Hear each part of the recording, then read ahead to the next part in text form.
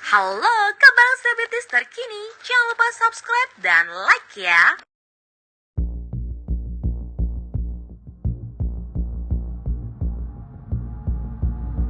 Yang menjawab bisa menang atau tidaknya adalah nanti peristiwa hukum. Jadi saya nggak bisa menang, bisa kalah, tergantung pada peristiwa hukumnya. Peristiwa hukum itu bisa dibuktikan atau tidak, kan gitu. Kalau memang ternyata di dalam penetapan tersangka itu ada yang tidak sah, ingat loh ya, kalau di dalam penetapan tersangka di pra-peradilan itu adalah menyangkut masalah formil. Ya, masalah formil kan ada dua tuh ya, formil dan material. Jadi kalau di pra-peradilan itu masalah formil. Nah, sekarang yang pertama, tepatkah penyidik ya menetapkan dia sebagai tersangka? Apakah alat bukti yang dikumpulkan daripada penyidik itu sudah lengkap, saksinya, ahlinya, dan lain sebagainya. Kemudian dengan alat bukti yang sah bisa menetapkan Peggy jadi tersangka.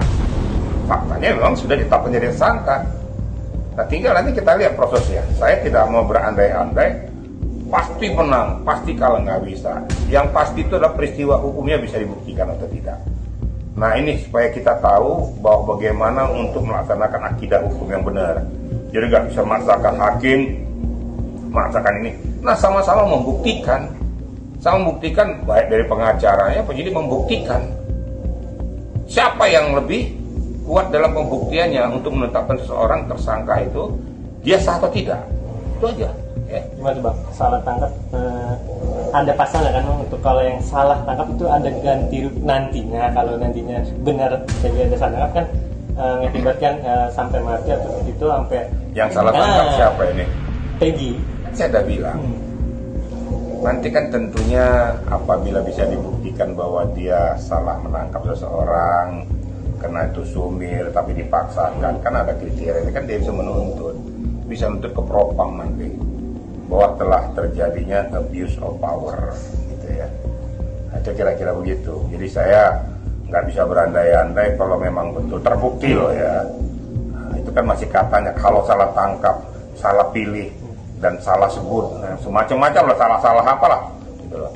Nah, jadi saya selalu hanya berkata bahwa saya tidak mau menungkik kepada pokok permasalahan yang katanya, gitu ya, yang katanya Kak. Jadi tolong juga media juga, tolong saya nggak bisa digiring gitu loh kan.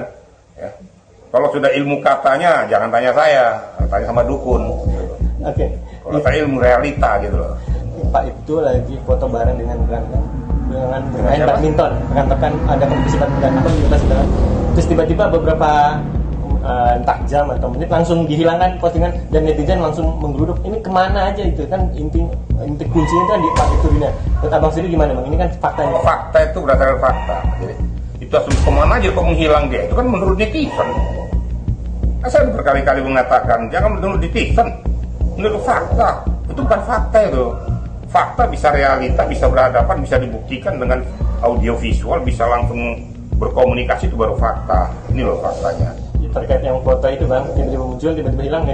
Jadi gini, dalam situasi sekarang ini ya, segala macam ya penilaian akan muncul lah, yang menghilang lah, kayak siluman lah, kayak apalah. Udahlah, kalau media giring-giring ya begini deh kan. Macam-macam pokoknya. Nanti ke kapak ke WC, nanti Rudian nanti salah lagi menghilang katanya kan. Pokoknya macam-macam aja, kemana aja dia. Ya sudahlah, kita serahkan aja kepada etika prosedur ya. Bagaimana yang sudah dilakukan, fakta ini ya, baru fakta bahwa ternyata dari divisi propam menyatakan bahwa itu Rudiana tidak terlibat, sudah diumumkan kan melalui Difumas. Itu kan berdasarkan data fakta, itu data fakta karena sudah diperiksa. Tapi kalau dia muncul tiba-tiba menghilang pakai ilmu siluman, dia fakta nggak fakta itu asumsi. Itu namanya yang kulihat, yang kuamati. Itu kata si Anu, yang kita jangan berbicara lagi sekarang ini, berbicara katanya menurut netizen. Nah, ini yang nggak benar. Menurut hukum yang benar. Apa yang dikatakan pengacara, kalau memang dia buktikan semuanya itu, buktikan saja. Jadi nggak usah kita jadi pengadilan jalanan. Nanti kumpulkan bukti-buktimu, nggak usah mencari perhatian orang. Nah, buktikan bahwa kau memang siap untuk bertanding di pengadilan. Ini loh bukti-bukti saya bahwa dia tidak terlibat. Sekian saja. Jadi enggak meminta penilaian hakim jalanan di jalan sana, enggak.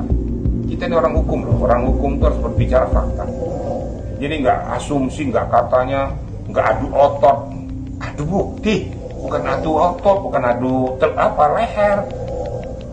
Dia mencak-mencak segala macam, gak ada gunanya. Justru itu kan menjatuhkan reputasimu.